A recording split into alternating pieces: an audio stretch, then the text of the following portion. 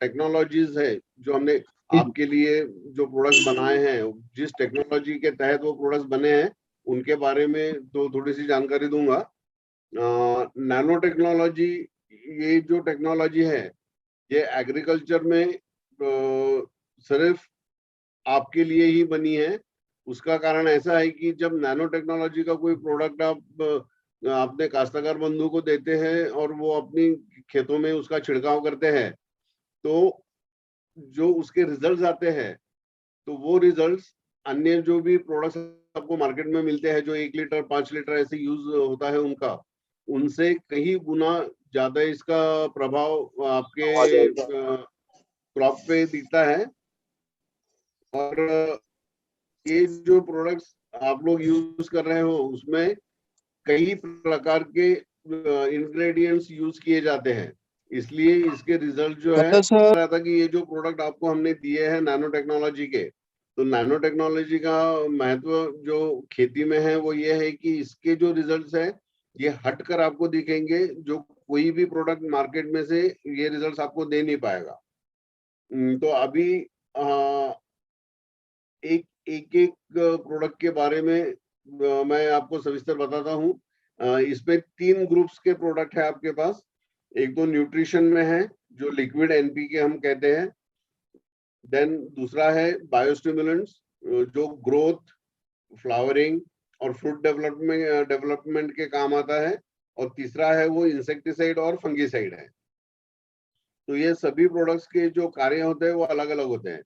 जैसे कोई भी आप, और ये भी मैं बता दूं कि ये जो भी प्रोडक्ट्स हैं वो सभी क्रॉप्स में चलते हैं, ऐसा क्रॉप स्पेसिफिक प्रोडक्ट नहीं है।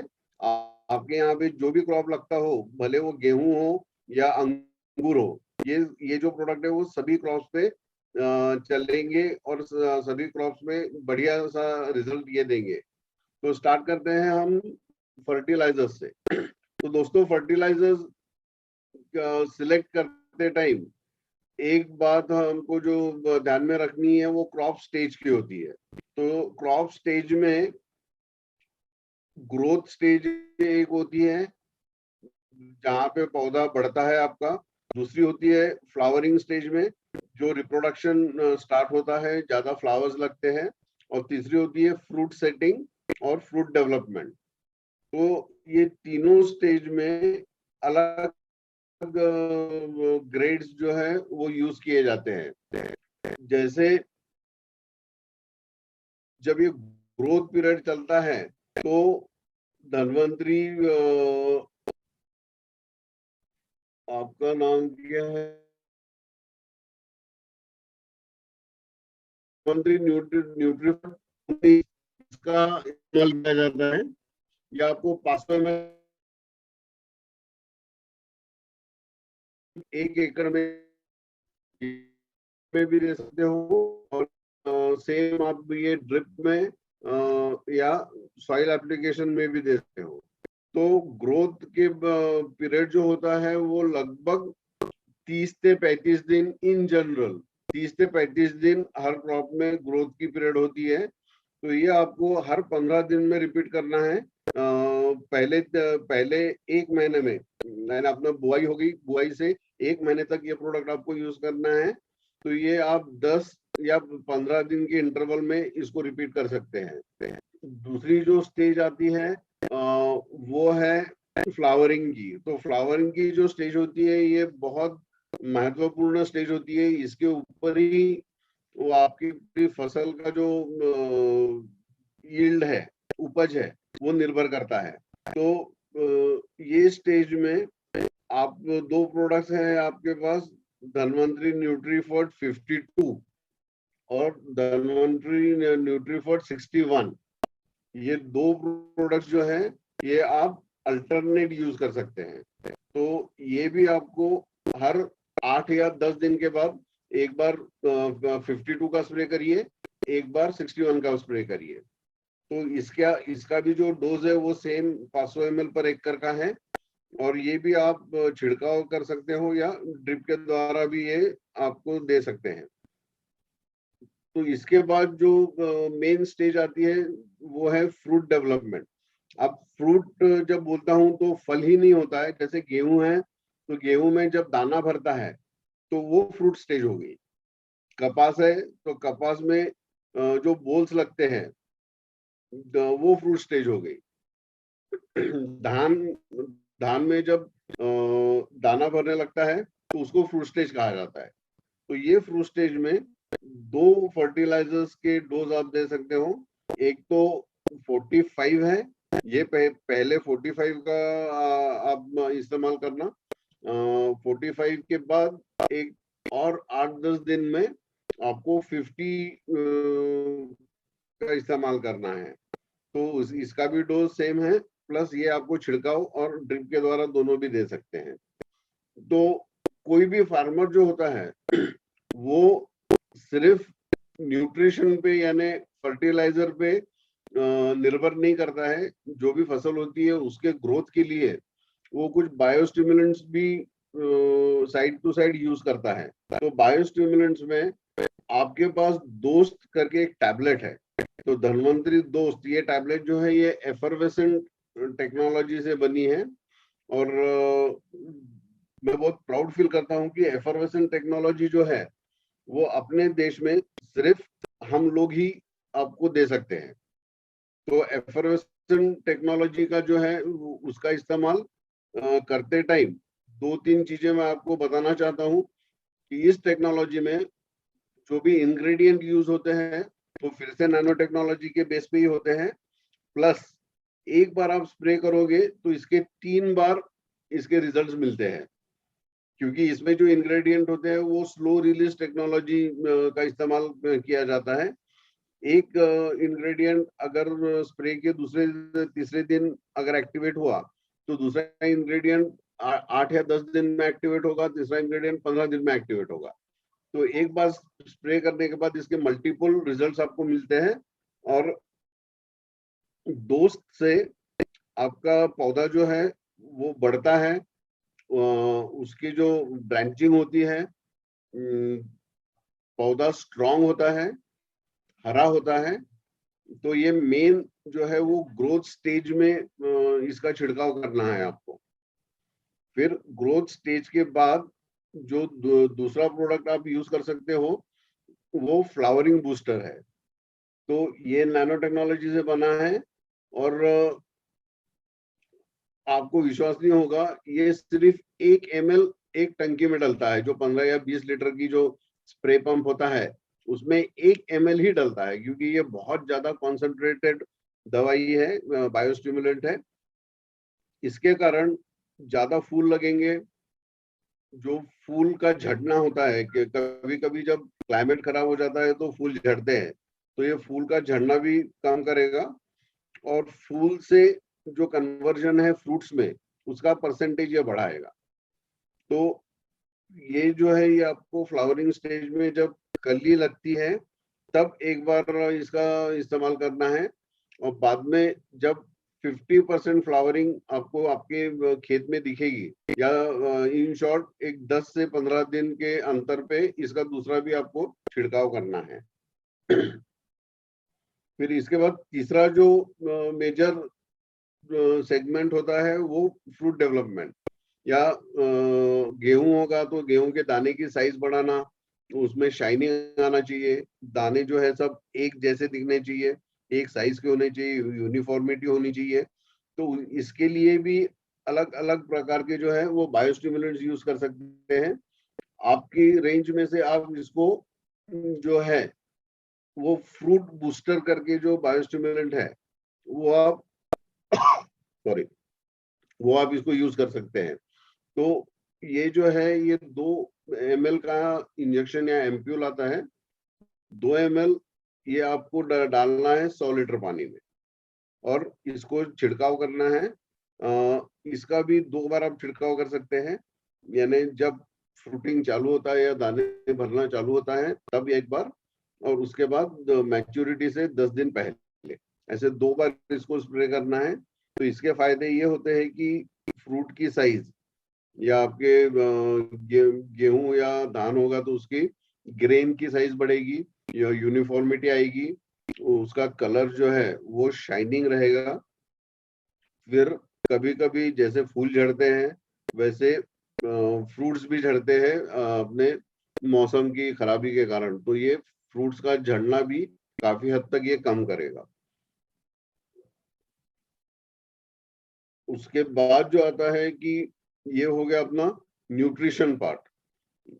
इसके साथ एक प्रोडक्ट जो आपके पास है, इम्यूनिटी बूस्टर। तो अब जब ये पूरी दुनिया कोविड के महामारी से लड़ रही है,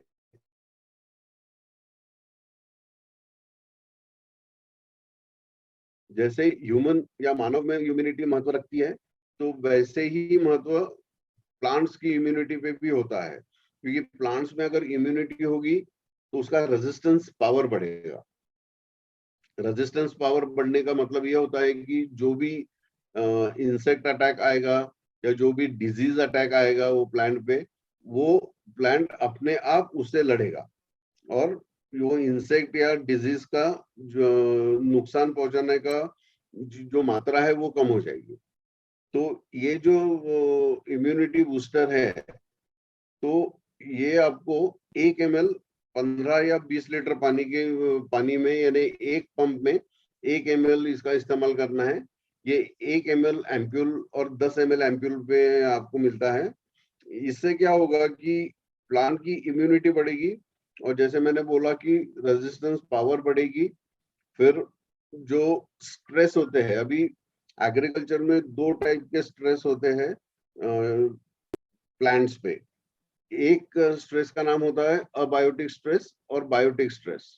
तो मैं ज्यादा टेक्निकलिटी में नहीं जाता हूँ, जाना चाहता हूँ, सिर्फ मैं आपको ये बता दूं कि एक स्ट्रेस जो होता है वो क्लाइमेट या मौसम का जो बदलाव है उसके कारण होता है। कभी कभी बहुत ज्यादा बारिश हो जाती है, कभी कभी बहुत बदली छा जाती है, या कभी कभी पानी कम होता है। तो इसका डायरेक्ट इफेक्ट आपके क्रॉप पे होता है।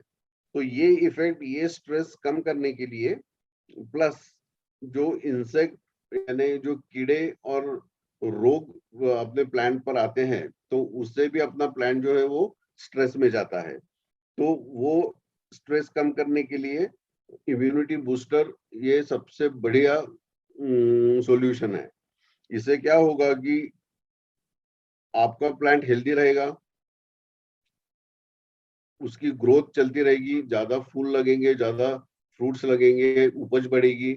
जो उपज की क्वालिटी है वो क्वालिटी भी इसमें अच्छी रहेगी। तो ये एंटी स्ट्रेस आप इसको कह सकते हैं या इम्यूनिटी बूस्टर कह सकते हैं। और इसका डोज मैंने आपको पहले ही बताया, 1 ml 15 से 20 लीटर पानी में या 10 ml 200 लीटर पानी में। फिर इसके बाद जो आता है वो है इंसेक्ट्स और डिजीज यानी रोग। तो अपने क्रॉप्स पे कई इंसेक्ट्स जो कीड़े होते हैं उसका कंटिन्यू अटैक चलता है। तो ये अटैक रोकने के लिए हमको छिड़काव करना पड़ता है कुछ प्रोडक्ट्स का। तो ये प्रोडक्ट्स में अग्नि जो है, धनवंतरी अग्नि, ये एक लार्विसाइड है। लार्विसाइड यानी जो सुंडी होती है, तो ये सुंडी नाशक दवा है। तो इससे क्या होगा कि आपको सरफेस, प्लांट के सरफेस पे या पौधे के सरफेस पे जो सुंडी दिखती है, यानी कभी कभी पत्तों पे सुंडी होती है, कभी कभी फूल में सुंडी होती है, तो ये सुंडी का खात्मा ये प्रोडक्ट करेगा अग्नि। इसका जो डोज है मात्र 3 ml डोज एक पंप के लिए ये डलेगा। 3 ml का एक एम्प्यूल आता है, वो एक एम्प्यूल आपको एक पंप में इस्तेमाल करना है। दूसरा जो सुंडी होती है वो बोरर कहते हैं उसको।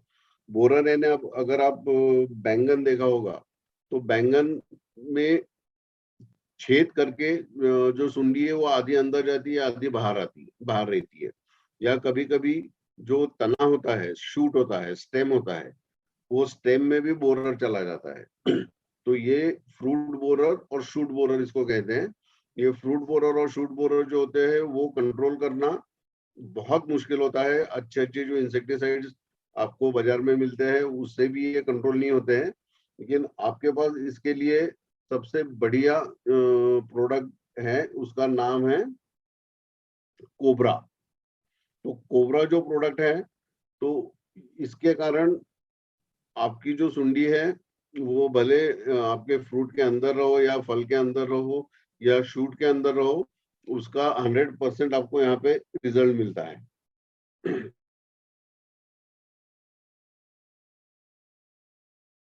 फिर तीसरी जो दवा है तो वो है धन्वंतरी रक्षक। धन्वंतरी ये माइटिसाइड ने माइट्स और थ्रिप्स पे काम करती है।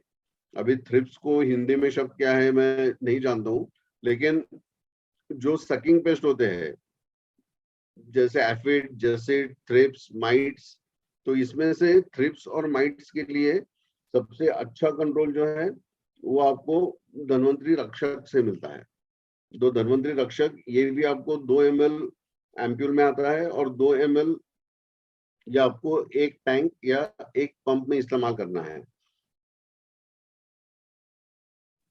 उसके बाद ये हो गए आपके इंसेक्ट्स। तो इंसेक्ट्स के बाद जो आता है वो आता है डिजीज। डिजीज में बहुत सारे प्रकार होते हैं, जैसे पत्तों पे कभी कभी काले दाग लग जाते हैं, या कभी कभी जो पौधा है वो धीरे धीरे सूखने लगता है, या पौधे की जड़ें जो होती है वो सड़ती है। तो ये सब जो प्रॉब्लम है ये फंगस का प्रॉब्लम है। तो ये फंगस के प्रॉब्लम के लिए आपको एक अच्छा फंगीसाइड यूज करना पड़ता है। तो धन्वंतरी फंगी जो है वो एक बेहतरीन फंगीसाइड है, जिससे आपकी जो फसल है वो सभी फंगस अटैक से बच सकती है। ये आपको 250 ml 1 एकड़ में यूज करना है। 1 एकड़ में लगभग 200 लीटर पानी लगता है, तो 1 लीटर पानी को 1.25 ml ये दवा आपको यूज करनी है। इसका स्प्रे जब भी आपको ऐसा लगता है कि कोई डिजीज या कोई रोग आपके पौधे पे दिखता है, पत्तों पे दाग है, या वो धीरे धीरे वो पौधा सूख रहा है, तो ऐसे टाइम इसका स्प्रे आप कर सकते हो। इसका स्प्रे आपको 8 दिन के अंतर में जब तक वो डिजीज खत्म नहीं होता है तब तक 2 या 3 बार ये कंटिन्यू करना पड़ता है। फिर इसमें जो एक बात मैं कहना भूल गया था, जो आपका इम्यूनिटी बूस्टर है, तो इम्यूनिटी बूस्टर ये आप हर स्प्रे के साथ दीजिए।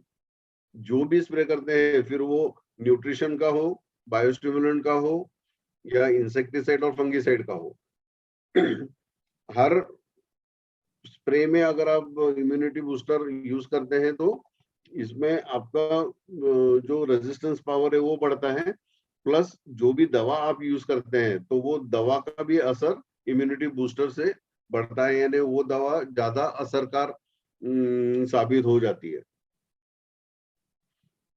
फिर इसके बाद एक न्यूट्रीलॉक करके एक स्पेशल प्रोडक्ट आपके पास है। तो ये न्यूट्रीलॉक ये भी एक टैबलेट है, लेकिन ये टैबलेट जेल बनाती है। तो ये टैबलेट का इस्तेमाल कैसे है कि आपकी झाड़ों के जड़ों के वहां पर ये टैबलेट आपको जमीन में गाड़ देनी है, 1-2-3 इंच अंदर। उसमें मिट्टी डाल देनी है और पानी देना है। पानी देने के बाद ये टैबलेट 5 ग्राम की टैबलेट 1.5 लीटर पानी एब्सॉर्ब कर लेगी। और ये जो पानी है, ये पानी आपके पौधों को धीरे धीरे धीरे रिलीज होते रहेगा। यानी 10 से 15 दिन आप उसको अगर पानी भी नहीं देते हो, यानी मैं गर्मी के दिनों की बात कर रहा हूँ, अगर ठंड के दिन है तो 1 महीना भी अगर पानी नहीं देते हो तो आपकी पानी की रिक्वायरमेंट जो है आपके फसल की, वो ये जेल फॉर्मेशन पूरी करता है। ये सिर्फ पानी के लिए नहीं है, तो इसमें भी न्यूट्रिशन डले हुए हैं जो आपके पौधे को न्यूट्रिशन भी सप्लाई करता है। तो ये दोस्तों सब प्रोडक्ट्स आप अभी आपके फार्मर्स को दे। हर प्रोडक्ट यानी हर स्प्रे में, जैसे मैंने आपको इम्यूनिटी बूस्टर यूज करने को बोला है, वैसे ही आपको है वो भी आपको यूज करना है। तो ये स्टिकर स्प्रेडर है, ये आपको 5 ml के एम्प्यूल में आता है और एक पंप में इसको 5 ml ही डालना होता है। तो इससे क्या होगा कि जब आप स्प्रे करते हो कोई भी दवा, तो वो पत्ते पे चिपक के रहने चाहिए, पत्तों के बाहर बहने नहीं चाहिए इसलिए। और उसका जो एब्जॉर्प्शन है पत्तों पे, वो पत्तों में एब्जॉर्प्शन अच्छी तरह से होना चाहिए, इसके लिए ये दवा यूज होती है। तो ये दवा हर स्प्रे के साथ देना जरूरी होती है। तो मुझे लगता है कि मैंने, चंदन जी, सभी प्रोडक्ट्स मैंने शायद कवर कर लिए हैं।